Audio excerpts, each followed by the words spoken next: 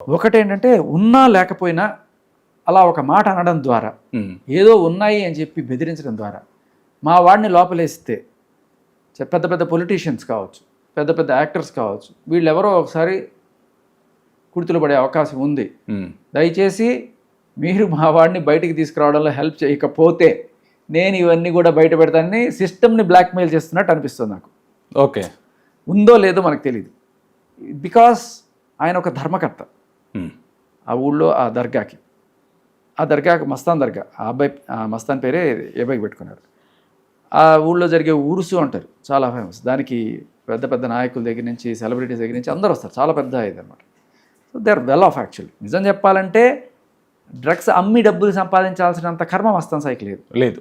కానీ ఎందుకంటే they are well settled family, well settled. వాడు ఐఐటి, వాడికి ఒక కంపెనీ ఉంది, వాడికి బోల్డ్ డబ్బులు వస్తాయి. కాకపోతే డ్రగ్స్ కావాలి, ఎందుకంటే ఈ బ్యాచ్ ఉంది కదా, ఎవరు లావణ్య అండ్ ఇప్పుడు ఆవిడ రూమ్మేట్ ఎవరైతే అదే ఒక జైలు నుంచి ఒక ఆవిడ కూడా తోడు తెచ్చుకుంది, తర్వాత అవినీతి రెడ్డి, వీళ్ళందరికీ సప్లై కావాలంటే ఎక్కడి నుంచి వస్తుంది? ఎవడో ఒకటి తెప్పించాలి కదా. సరే నేను ఉన్నా కదా, నేను తెప్పిస్తా, కైకు టెన్షన్ మహూనా అన్నట్టుగా తెప్పించుండొచ్చు. దీంట్లో ఇలా చూసుకుంటే ఇప్పుడు మస్తాన్ సాయి కూడా మన దాంట్లో, మన ఆడియోలో నేను బయటకు వస్తే ప్రీతితో మాట్లాడిన విషయం చూసుకున్నట్టయితే, నేను బయటకు వస్తే లావణ్య బండారం మొత్తం బయటకు వస్తుంది, లావణ్యని మొత్తం రోడ్డుకు లాగుతారు, లావణ్య కావాల్సిన సాక్ష్యాధారాలు కానీ ప్రూఫ్స్ కానీ నా దగ్గర చాలా ఉన్నాయి, నేను బయటకు వస్తే లావణ్య పరిస్థితి బస్టాండ్ అవుతుంది, బతుకు బస్టాండ్ అవుతుంది అన్నట్టు మన రిలీజ్ చేసిన ఆడియోలో ఈ మాట మాట్లాడడం జరిగింది. కరెక్ట్. అంటే తన దగ్గర నిజంగానే ఉన్నాయనుకోవచ్చా? ఉన్నాయి. ఎందుకంటే అతను లావణ్యకి పంపించిన చాట్లో వీళ్ళిద్దరూ పరస్పరం బ్లాక్మెయిల్ చేసుకుంటుంటారు. ఓకే నీ విషయాలు నేను బయటపడతా, నా విషయం అంటే ఈవిడ యాక్చువల్గా ఒక కేసులో ఈవిడ మీద రిజిస్టర్ అయింది, అదే నార్సింగి పిఎస్లో. ఓకే, ఇవాళ వాళ్ళ నాన్నగారు కూడా నాకు ఫోన్ చేశారు.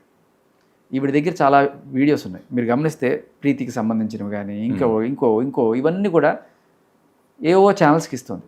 ఆ ఛానల్స్ వాళ్ళు కనీసం ఎథిక్స్ కూడా పాటించకుండా వాళ్ళ మొహాలతో సహా వేస్తున్నారు.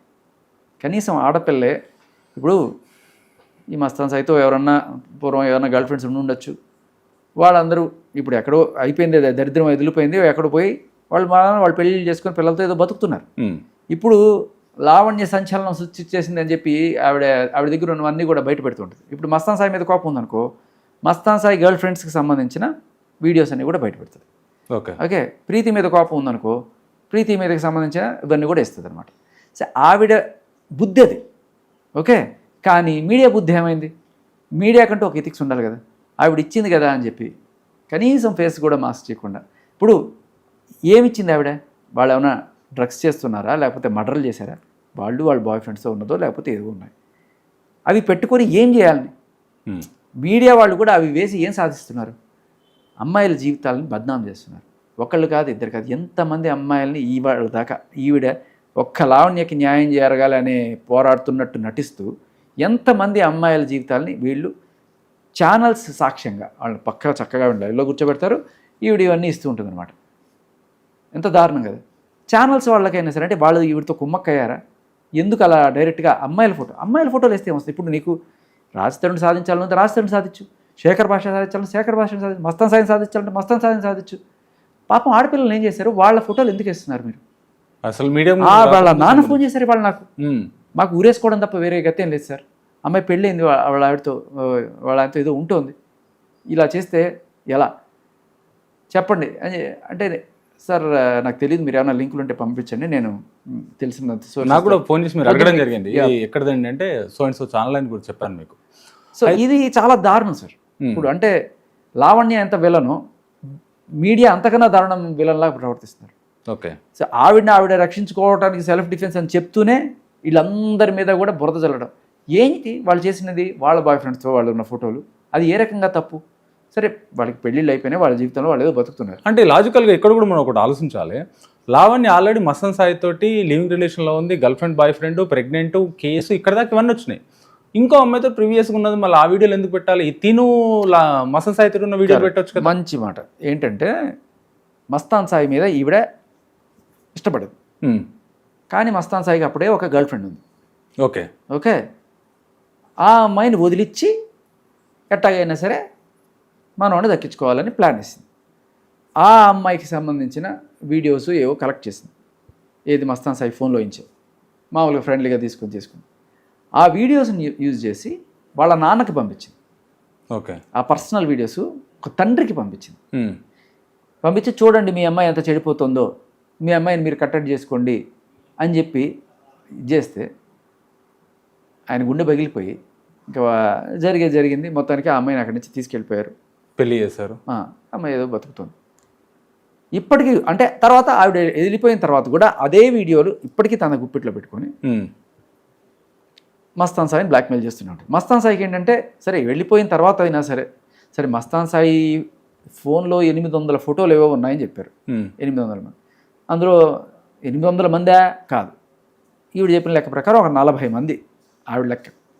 సో 40 మందితో రకరకాల ఫోటోలు, 40 ఇంటూ ఒక్కొక్కరితో 100 ఫోటోలు వేసుకోండి, 100 ఫోటోలు కదా, ఒక 20 ఫోటోలు వేసుకోండి, 800 లెక్క సరిపోతుంది. అయితే ఈ 40 మందితో ఉన్నాడు. మరి ఈ 40 మంది బాధితులు అనుకుందాం, వాళ్ళు వచ్చి కదా కంప్లైంట్ చేయాలి. ఒక మనిషికి 2-3 గర్ల్ ఫ్రెండ్స్ ఉంటారు, ఒక మనిషి కొంతమంది ఇదే పనిలో ఉంటారు, ఒక 100 మంది పెట్టుకుంటారు. సరే ఆయన గుర్తుగా పెట్టుకున్నాడు లేకపోతే వాళ్ళని బ్లాక్మెయిల్ చేయడానికి పెట్టుకున్నాడు అనేది వాళ్ళు చెప్తే మనకు అర్థమవుతుంది. కానీ ఈయన దగ్గర ఉండేవన్నీ కూడా ఈవిడ కాపీ చేసుకొని ఈయన్ని బ్లాక్మెయిల్ చేయడం మొదలెట్టింది. ఓకే. ఈయన్ని బ్లాక్మెయిల్ చేస్తూ ఇంకా నానా రకాలుగా ఇతన్ని డ్రగ్స్ తెమ్మని కానీ డబ్బుల కోసం కానీ ఇలా రకరకాలుగా చేస్తున్నట్టుగా మనకు అర్థమవుతుంది. మీరు మస్తాన్ సాయి తోటి ఎన్నిసార్లు మాట్లాడడం జరిగింది? 2 సార్లు మాట్లాడాను. 2 సార్లు మాట్లాడాను. తిను మస్తాన్ సాయి మీతో 2 సార్లు మాట్లాడాడు. మాట్లాడినప్పుడు ఎందుకంటే ఇంత డిస్కషన్ జరుగుతుంది కాబట్టి ఎంత మాట్లాడినా అరగంట సేపు ఒకసారి మాట్లాడి ఉండాలి మినిమం. ఒకసారి ఏంటంటే కరాటే కళ్యాణి గారితో మాట్లాడడానికి అప్పుడు కూడా నేను చెప్పాను, Mastan this is not fair, okay, నీ దగ్గర ఉన్న సాక్ష్యాలు నువ్వు బయటపెట్టు. ఇప్పుడు ప్రీతికి బలవంతంగా ఆవిడ డ్రగ్స్ చేయించింది అనే దానికి సాక్ష్యం ఎవరు అంటే ఒక మస్తాన్ సాయి, ఒక ఉదయ్. ఓకే. ఈ విషయంలో నువ్వు వచ్చి సాక్ష్యం చెప్పు, లేకపోతే నీ దగ్గరే ఉన్న సాక్ష్యాలు ఉంటే పంపించు అని ఆ రోజు జస్ట్ కరాటే కళ్యాణి గారితో మాట్లాడడానికన్నా ముందు జరిగిన కాన్వర్జేషన్ ఇది. ఓకే. అక్కడే ఉన్నాను నేను యాక్చువల్గా, నేనే ప్రీతిని అక్కడ తీసుకొచ్చి నేనే కరాటే కళ్యాణి గారితో కూర్చోబెట్టడం జరిగింది. సరే ఆ విషయం పక్కన పెడితే ఇందాక మధ్యలో మనం కట్ చేసాం, అది చాలా ఇంపార్టెంట్ పాయింట్. చెప్పండి. ఈ అమ్మాయిని బ్లాక్మెయిల్ చేసి వాళ్ళ నాన్నకి ఫోటోలు పంపించి ఇంత చేస్తే ఆఖరికి అమ్మాయి తట్టుకోలేక ఈ అమ్మాయి మీద పోలీస్ కేసు పెట్టింది. పోలీస్ కేసు పెడితే అని చెప్పి తాత్సారం చేసి మొత్తానికి ఒక 15 రోజుల తర్వాత ఎఫ్ఐఆర్ చేశారు.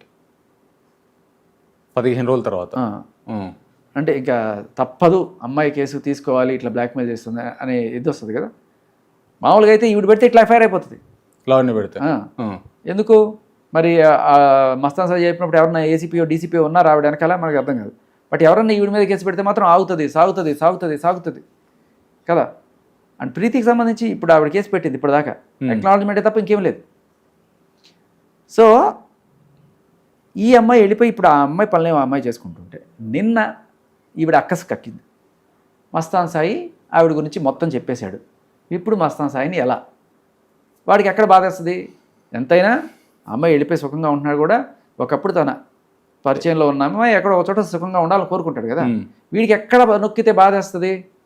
ఆ అమ్మాయికి పెయిన్ అయితే వీడికి బాధేస్తుంది. నా గురించి ఇన్ని చెప్తాడా, ఇప్పుడు ఆ అమ్మాయి గురించి నేను బయట పెడతా అని చెప్పి ఆ అమ్మాయికి సంబంధించిన వీడియోలో ఏవో పోస్ట్ చేసింది.